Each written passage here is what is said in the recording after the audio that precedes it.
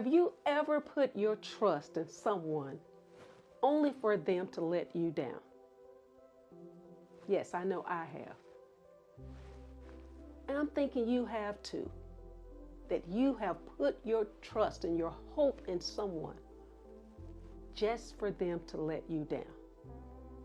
See, we live in a broken world when the best of people, the best people that's doing just the best that they can, will fall short and cause us pain. It's important to realize that we all, day to day, are just trying most of the time to do the best that we can. And even in our best efforts, we fall short and cause each other pain. I'm asking you today to realize that in order for us to move past the pain, the hurt, the disappointments, we must focus our attention on forgiveness. And the only way that we can achieve true forgiveness is realizing that Jesus is exactly who we need. Jesus is exactly who we need. See, a lot of times we choose not to forget, not that we're mightier than thou or I wouldn't have done that same things, but sometimes we just don't remember how many people we've hurt. And those people chose to forgive us. And I think about all the people that I have hurt. And some of them approached me. And when they said that I had hurt their feelings or hurt them, I was surprised. But I chose to say, forgive me. That was not my intentions, and forgive me. I have given individuals in the past advice, and that advice was based off of my life and what I would do. That didn't work out for them because they're not me. They're not who I am. So once again, I found myself having to say, forgive me. And you know what? I don't know if they forgave me or not, but it's all about doing your part. And when someone chooses not to forgive you, you still go to bed and rest well at night because it's off your conscience. And the individuals that have hurt you, they might not ever come to you and say the words, forgive me. But it doesn't matter. The word says for us to forgive and bless our enemies. We're doing that for us. We're doing that so we can progress and have a better journey in life. See, the journey to forgiveness is not easy. And you must realize that Jesus is exactly who we need. Isaiah 9:6, Isaiah knew that Jesus was exactly what we needed. Isaiah is pointing and he acknowledges there's a king. And this king has 4 titles. He's a wonderful counselor. How many of us know him today as a wonderful counselor? Somebody that we can go to with wise wisdom that can tell us how can we overcome this hurt, this pain. How many of us know him as a mighty God? He's strong enough to help you, to carry you. You don't have to take the weight of how you're feeling and your emotions by yourself. He's a mighty king. He's an everlasting father. See, he doesn't see you as a slave or as a servant. He sees you as his child. And when a parent really loves you, they believe in their heart when you need them, you're going to come to them. Okay? A piece of Prince. He's all about solving problems. He wants to keep peace in our life, not chaos. And when you choose not to forgive, it's chaotic. There's a lot of lies going around in your head because sometimes we often look at the next person. We're in a new relationship or we're remembering the things that happened in the past. You can't move forward. You can't trust. You can't build a strong foundation. And have you ever thought about it? I thought about it. I thought about, what if it's me? Yeah, I've been through 2 divorces. And I spent years talking about how my husbands hurt me. But I asked the Lord to work on me and to show me me. And as I thought about that thing, I realized that maybe I could have been more this and more that, and maybe this and that. And sometimes we're so focused on the wrongs of someone else that we don't realize that we're in this game also, that game of life. And I'm asking you today to think about it. It's not something that can happen overnight. Forgiveness does not happen overnight. Looking in the mirror and realizing that you need to work on yourself and you being the best version of you, it doesn't happen overnight. But that desire to be more, to do more, has to be there. That's the only way you can point others to Christ. That's the only way. Forgiveness is the first step in understanding that it's not about the hurt. It's not about the other person. Life is about what you promised. And you promised that you would walk the path just like Jesus walked. Jesus helped others regardless. He went to the cross with the thought in mind of helping others. Didn't matter what you have done. And that's who we're trying to be more like.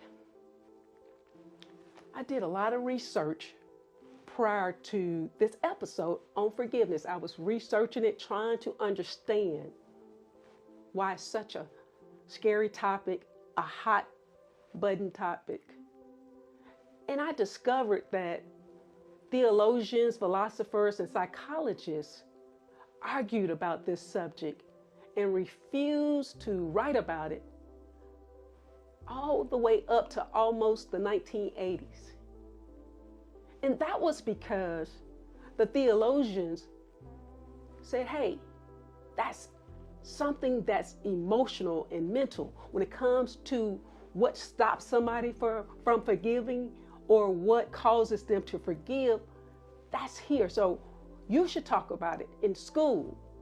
The philosopher said, well, I think the psychologists should talk about it. But finally, they all met and they came up with, it's more important to go ahead and all of us start talking about it because it's too important of a subject to let go by. They were realizing that all of their participants and all of their students, if you ever started to talk to them, they were experiencing hurt. You could start off talking about this subject, but somewhere in the middle, it was always going to go back to something that had happened in their past. So they knew that this trauma had to be addressed. And in my research, there was a philosopher by the name of Ortega. And she has an interesting way of looking at things. She talked about 2 human challenges that we all go through. The first challenge is She said, we are created with the power to remember the past,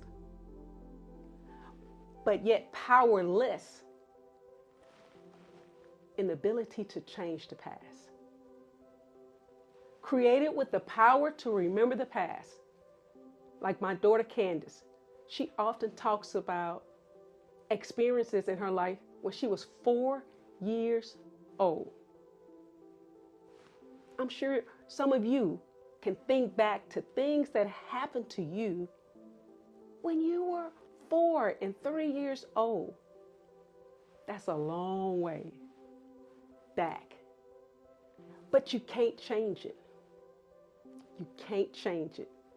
The second human challenge is we were created with the ability to imagine the future. You know how we do it. Oh, I can't wait to get my big house in 2 years. I can't wait to buy that new car. Or when my kids get grown, or when I find that husband, we're always imagining our future. The poor present, I guess the present is not important enough. We're either in the past or we're imagining our future.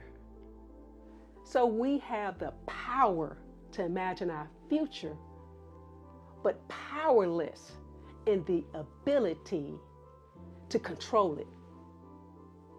See, as you imagine your future, is it going to be good?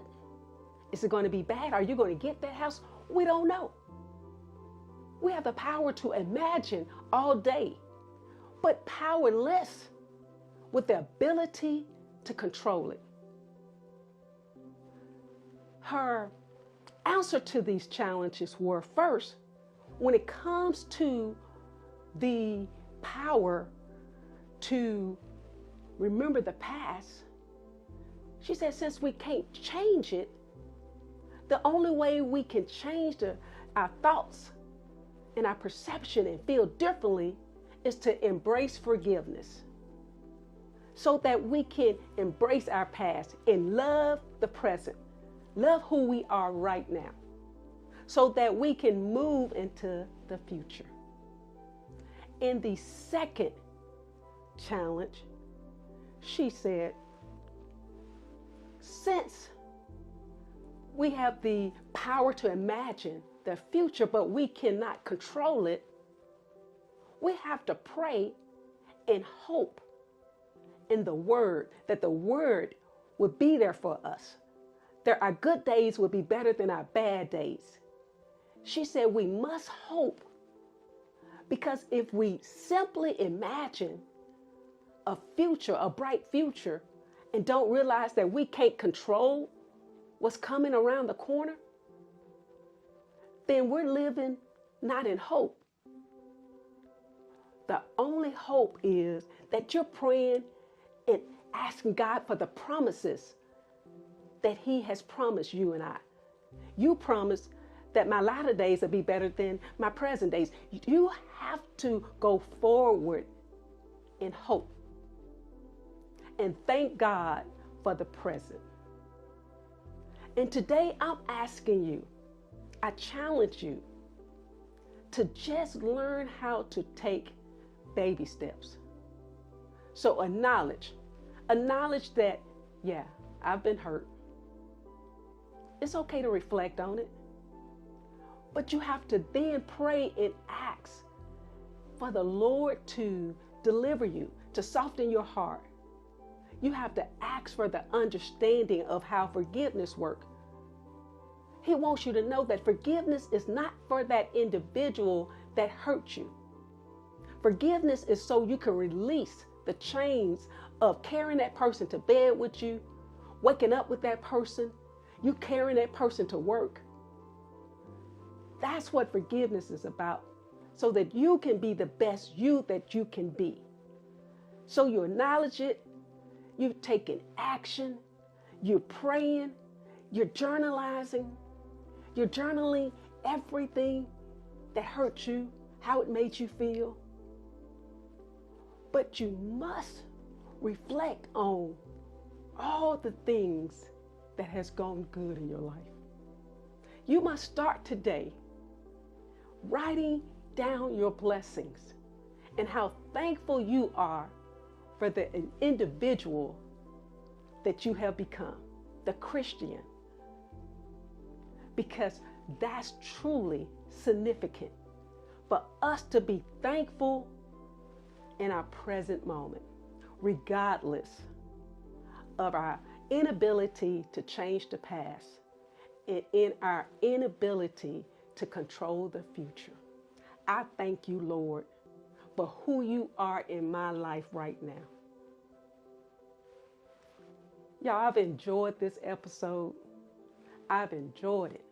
I've enjoyed talking about that Jesus is exactly who I need